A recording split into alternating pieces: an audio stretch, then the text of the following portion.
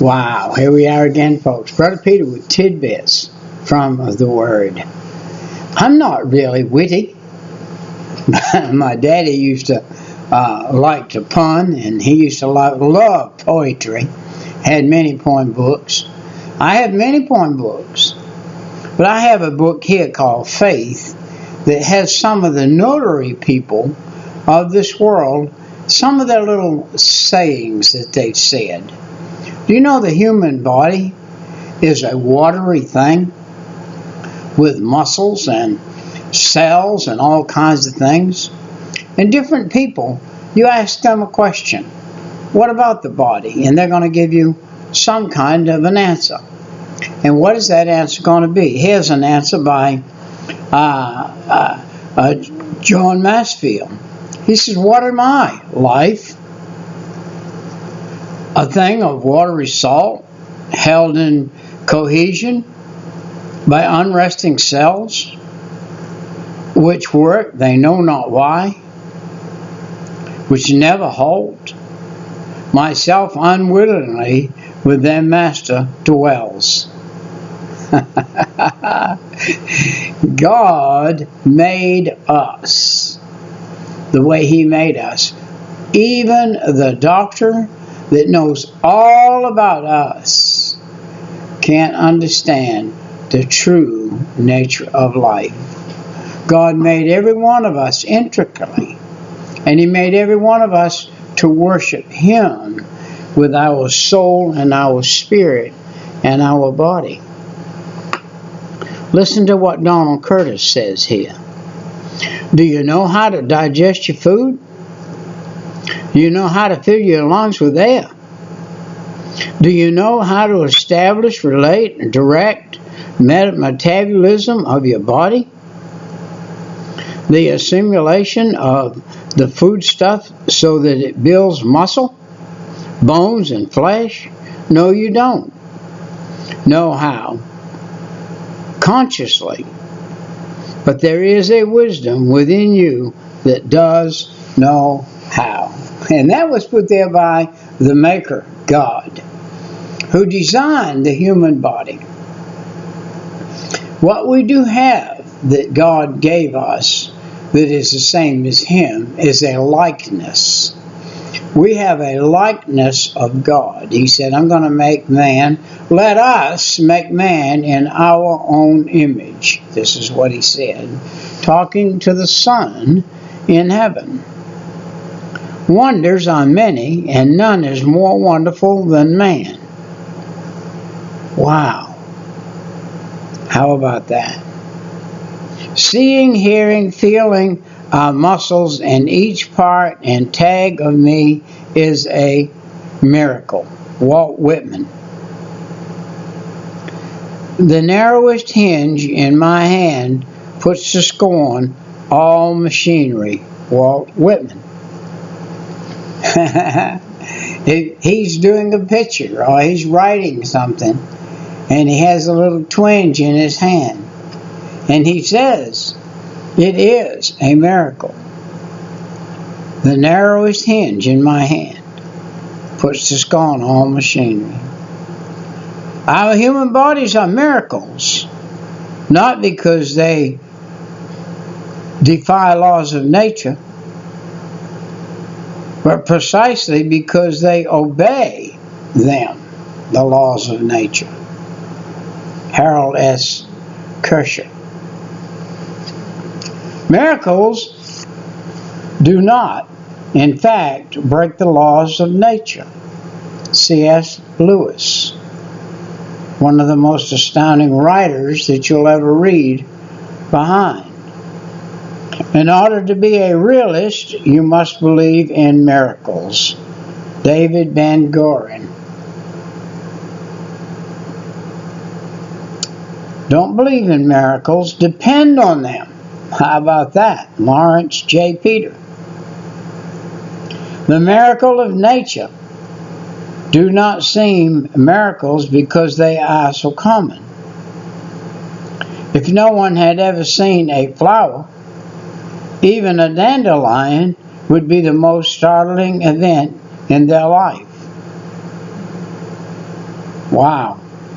We can see 1,000 miracles around us every day. What is more supernatural than an egg yolk turning into a chicken? That's a good one. To me, every hour of light and dark is a miracle. Every cubic inch of space is a miracle. Walt Whitman. Walt Whitman was a thinker. He was a thinker. I've seen a picture of him standing by a fireplace. He didn't have a pipe in his mouth. He didn't have anything but his hands at his side. And he was kind of looking down at the floor. And he was thinking. And somebody snapped a picture of him thinking. This is important, to be a thinker. And the earth's crammed with heaven, and every common bush afire with God. Wow. I'm studying the Bible, but I have other books that go along with life. This is the best of success, this book is called. You need to get it. It's a very, very enchanting book. A very fine book. A book that will give you comfort in reading it. It's by Wayne Davis. He compiled it. It's a treasury of successful ideas written by successful people. With special thanks, he says, to Margie and Bill Mayo and Jeff Sickrick. And I can't read all of the names because there's many of them. But it was compiled by Wayne Davis and the McKee Anderson Group. And the director was Peter T. Seeker. And it's a good book. It has 334 little antidotes in it, written by 334 different people. And many of them people that we know. When we read it, we say, wow, I've read behind him. I've read some of his stuff. I read some of his poems. I've read some things he wrote. Let's do an introduction right now to a man we know called Jesus. His last name was Christ. He was Jesus Christ. He was born among the people whose traditions are not mine by birth, and perhaps not yours by birth. Yet, I am heir to the history of Israel by faith. I understand the portion of the Bible will call the Old Testament through faith in Jesus Christ as my Savior. When I consider the record of God's marvelous dealings with the people God had chosen, I do so with the conviction that this record points in the direction of the birth of Jesus of Nazareth, who I call Christ. He came as a Jew to his people with an open heart and open mind that said, I will take the Gentile too. Yes. As of late, I've been studying many things where Jesus himself said to the disciples one day, I must go through Samaria. Why? He had to go through Samaria because there was a woman there going to meet him at the well, a Samaritan woman. One who knew him already, even though she had never met him. She knew of him and knew he was coming and knew him when she met him. And we hear about Jesus All through our life, we cuss and swear and steal and lie and cheat and get drunk. We do all those things. But when Jesus faces us one day, He did to me, November 5th, 1972, 3 o'clock in the morning, He said, "Your number's up." I said, "God, I realize that. Forgive me of my sin. Come in my heart and save my soul." And He did that very day. I do so with conviction that this record points to the direction of the birth of Jesus of Nazareth. I got the conviction from Jesus of Nazareth on November 5th, 1972 at 3 o'clock in the morning. I can understand others who look to the Old Testament as a guide for life and yet do not believe the New Testament preserves the outcome God intended, with all respect for the right of each individual to decide which will be the truth in his or her life. I must say, I believe the ultimate truth of God, toward which the Old Testament moves and proves itself as the outcome in the New Testament. And that is found in Jesus Christ. See, the Old Testament points to Jesus, and then the New Testament reveals Him. I am also convinced that only the person who knows something of the Old Testament record can fully grasp who Jesus is.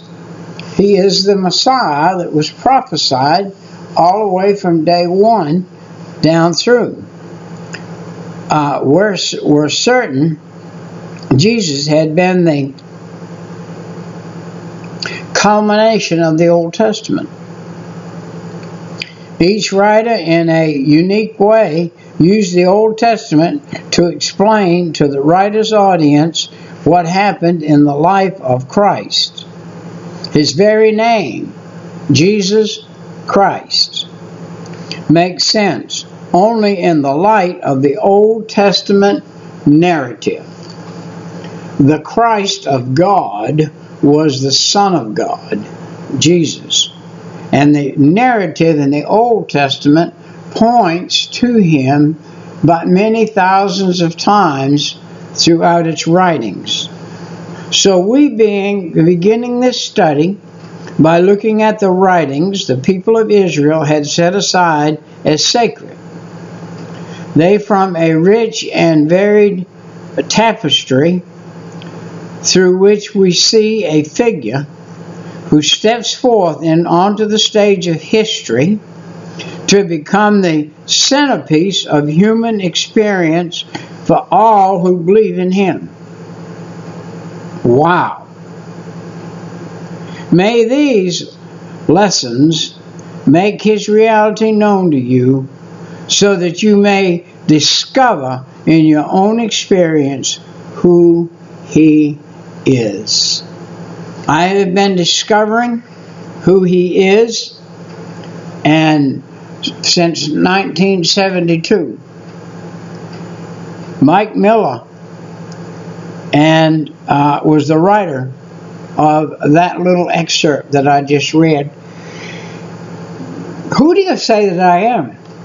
Jesus was walking one day, and He had the disciples with Him, and they had stopped for a place of rest. And each one of the disciples, some of them are sitting down under trees, and they're sitting at the wayside there, and they're all chatting, and they're drinking some water from the creek, the brook. And Peter is sitting over there by a rock, and he's kind of displacent. He's just sitting there. He's not saying too much. And somebody said to somebody, who do people say that I am? And they said that you are the Son of God, or to different things. And He said to Peter, He asked him a question. Directly, He said, Peter. He said, yes, Lord. He said, "Who do you say that I am?" Peter stood up and he said, "Thou art the Christ, the Lord of God, the God of heaven, Jesus Christ, the Son of God." Jesus' question directed to Peter, and the apostles demanded an answer. Then first paused. 2,000 years ago, "Who do you say that I am?" Jesus' question demands an answer of us, here and now, in our contemporary world. The imperative to answer that question, experienced by the apostles, is an imperative that we as Christians know today. If somebody says to me, "Who is your father?" Well, my earthly father was Howard Hutchins, and I knew his middle name, Leroy, Howard Leroy Hutchins. "Who was your mother?" She was Dorothy Rose Hutchins. And I knew her grandmother, her mother, and I knew my father's mother. So I knew the lineage. Well, who is your father now? My father is God. God is my father. He birthed me into the kingdom through his Son, Jesus Christ. Who do you say that I am? The question does not ask who the church says Jesus, or who your friends say Jesus is, or scholars say Jesus is. The question reverts to each one of us in awful aloneness. Each of us must answer for ourselves. There can be no hedging, no dodging, no pretending. Jesus demands to know, who do you say that I am? I would ask you today, who do you say that Jesus Christ is? This is an 8-part study in this particular little book of Jesus Christ. It is designated to help adults to learn who Jesus is, thinking about their own responses and the questions of Jesus.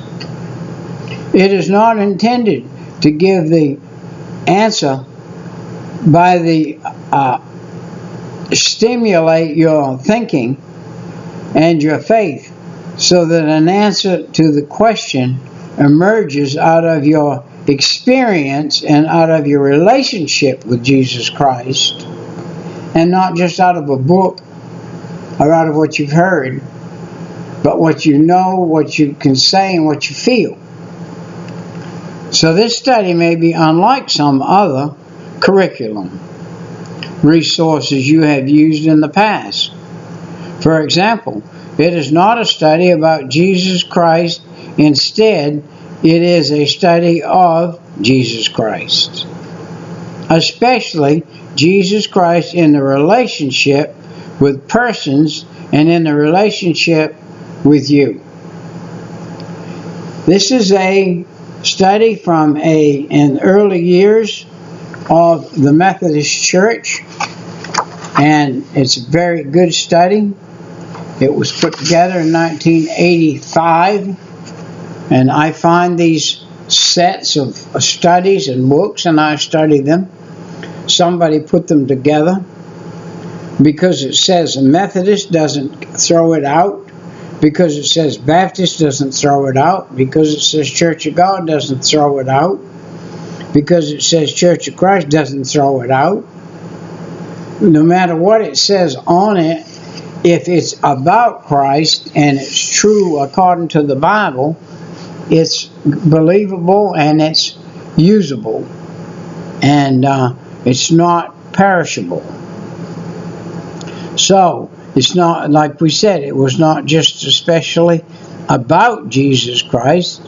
It was the study of Jesus Christ, especially Jesus in his relationship with persons and a relationship with you and his relationship with me. You may read and study the 8 parts in this unit in any sequence. Expect to examine your own faith, your own belief, your own experience of Jesus Christ. The question has been asked. Your answer is awaiting. Who do you say that I am? Wow. This is something. I wish I could find the page that I started with at one time here. I have many little things underlined as I did this study in my life, earlier in life. And I would say to you, find little studies that you can do, that you can get in and do. This is, I don't know if you could find this or not, because it's 20 years old, and I did it 20 years ago or so. And I have many studies that I did years ago, and I've dug some of them out. And I have a breakdown of all of the apostles, where they were from and who they were and all that. And I have of late said to myself, I need to get on the ball and get some of this stuff out and review. It's important to review. It's important to bring yourself up to what you have read through life and what you know.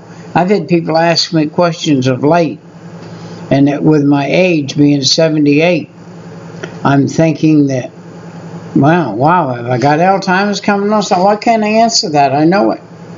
I studied that. Why can't I answer that?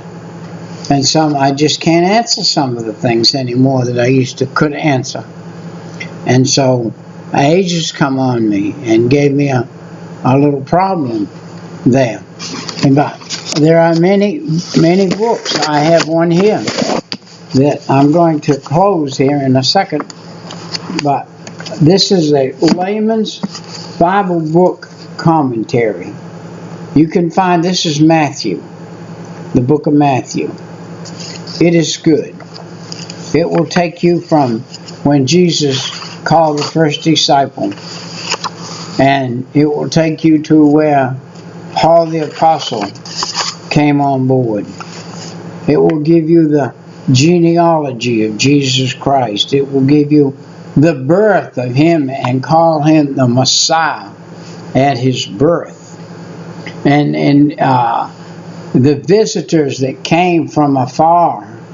And did you know that they brought gold and frankincense and myrrh?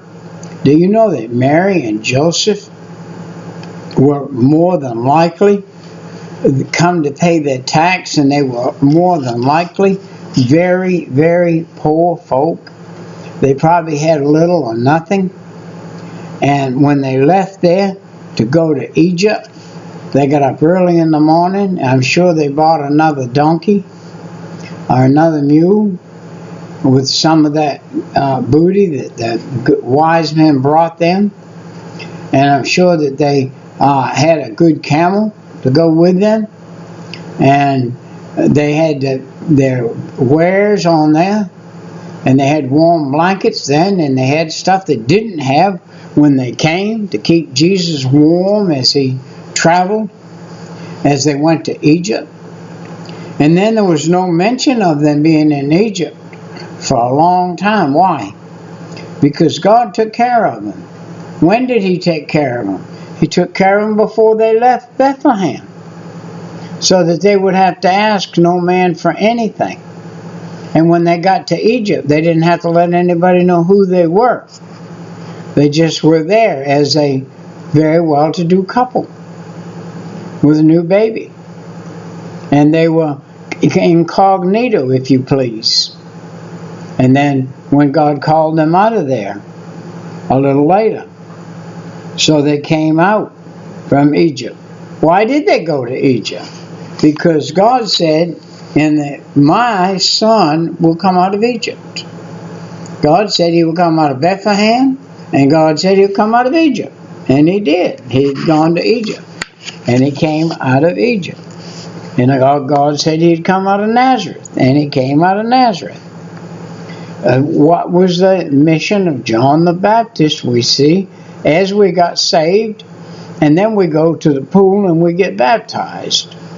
John the Baptist was baptizing, and Jesus came to him. And John recognized him and said, I have need to be baptized of you. And Jesus said, well, suffer it to be so, you baptize me. So, we see that immediately after the baptism and things were starting to do a ministry, that the Sadducees and the Pharisees came along. And they were sad, you see, because they didn't believe in Jesus. And the Pharisees were sad too, because they didn't believe in what Jesus was saying either. So we saw the baptism of Jesus. We saw the temptation in the wilderness. After he was baptized, he was taken up into the wilderness for some 40 days. He didn't eat or drink. And when he came down, he was tempted of the devil. And the devil said, turn them stones into bread and eat them. That was the temptation, and one of the temptations in the wilderness. Then he had a ministry in Galilee. He stopped in Galilee for a little while, and he had a ministry there at the point of the lake, and did a ministry. He chose his first disciples from around the Sea of Galilee. As he walked around and he looked at this one and that one, and he said, follow me. And they did. And he showed them and gave them the power from the Holy Spirit to be able to preach and teach and heal people and do some things. And we have a long list in this one little book of 149 things that Jesus did before he went to the cross. 149, if you please, miracles that he did before he went to the cross. And they put this innocent man on the cross, showing you the devil has no respect, not even for God. And if you're not a godly person, you probably fail in the respectful area with Christians and whatever. My suggestion would be to you to ask Jesus Christ to forgive you of your sin, come into your heart, and save your soul. If you do that today, he will. And you will be saved forever. It's a one-time thing getting saved, but it's forever. You're only born one time in this physical body. You're only born again one time. That's asking Jesus the first time you ask him, and mean it. And say, God, I am a sinner. Forgive me of my sin. Come in my heart. Save my soul. That's all I said. And God put me in the church, put me in ministry, been in the ministry ever since. And God will do the same for you if you're willing. If you're willing to get in. If you're watching this excerpt, means that you know how to watch it. That means you probably could know how to put one on. And just put on what you know. That's all you got to do. Put on what you know, and that's all. And God will bless it. And you'll be able to sleep good at night, because you'll stay up studying late and you'll want to sleep good. We'll see you next time, right? Bye-bye.